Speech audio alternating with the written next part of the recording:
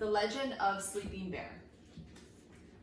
Long, long ago, before voyagers paddled canoes down rivers and streams, before mighty lumbermen cleared forests with sharp, shiny axes, before wooden ships carried sailors across great freshwater seas, there was a beautiful forest near the edge of a mighty lake. Today, we know that forest as part of Wisconsin, and the mighty lake is called Lake Michigan. But this was a time before many places had names or people. It was a time before farmers and Native Americans planted cherry and apple trees in long, neat rows. It was a time before pioneers planted colorful gardens of pumpkins, potatoes, and corn. In this forest, near the edge of the lake, lived Mother Bear.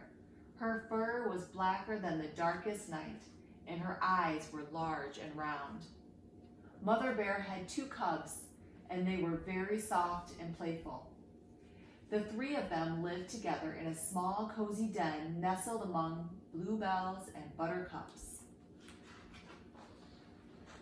Every morning, as the wood thrush softly sang pip, pip, pip, and chickadees called chickadee-dee-dee from the trees, Mother Bear and her cubs would lumber through the forest to the banks of the birch line stream. Deer would gently bend their slender necks to sip the cold water, and raccoons would quickly wash their faces.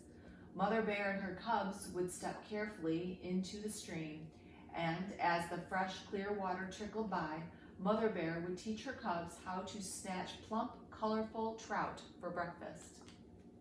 Afterward, they would sit lazily on the banks, nibbling on blueberries and hazelnuts. Every afternoon, Mother Bear would lead her cubs through the forest to the edge of the mighty lake. This lake was so big that they could not see the other side, and the water seemed to disappear into the sky.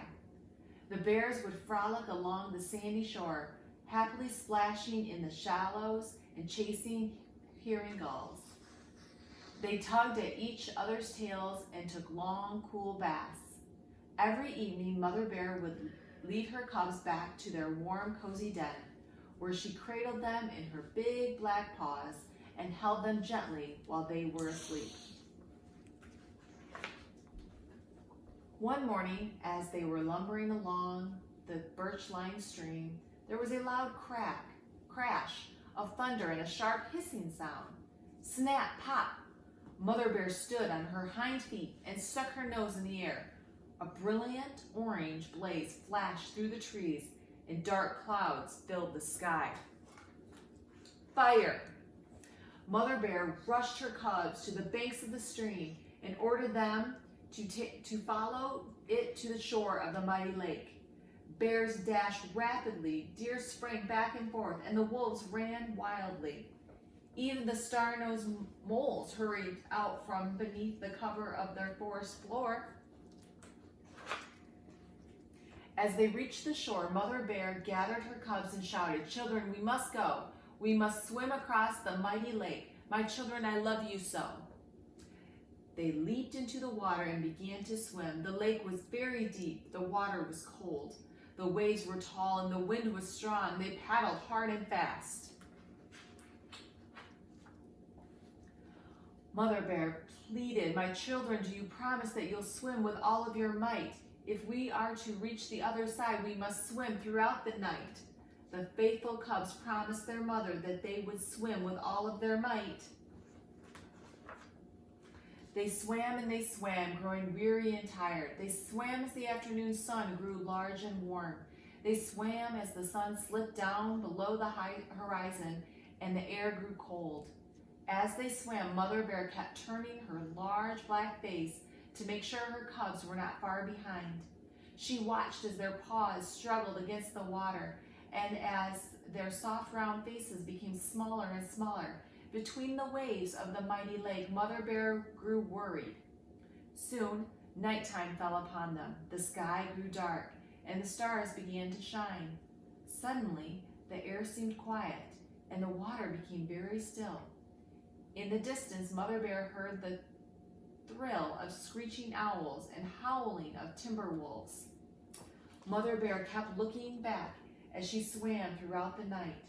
Through her tired eyes, she noticed the morning sun was beginning to rise and cast its bright rays upon the deep blue water. She looked back once more, but could not see her cubs. Mother Bear collapsed on the banks of the shore. Her wet, heavy paws sank into the deep sand. There were rolling hills and huge mounds of sand all around her, and the land seemed very strange. Mother Bear paced up and down the water's edge, but her cubs were nowhere to be found. Her wet fur gleamed in the fresh morning sunlight, and tears shone in her eyes. Mother Bear cried, "My children, are you coming? You are strong and you are clever. My children, can you hear me? I will wait for you forever." Mother Bear climbed onto the top of the highest hill. She looked out over the dark, deep water, but saw no sign of her cubs. Mother Bear called throughout the day, "My children, can you hear me? I know you must be near. My children, I'm waiting high up here." Mother Bear waited until the sun set. Another night fell upon her. She waited while the sun came up again in the morning.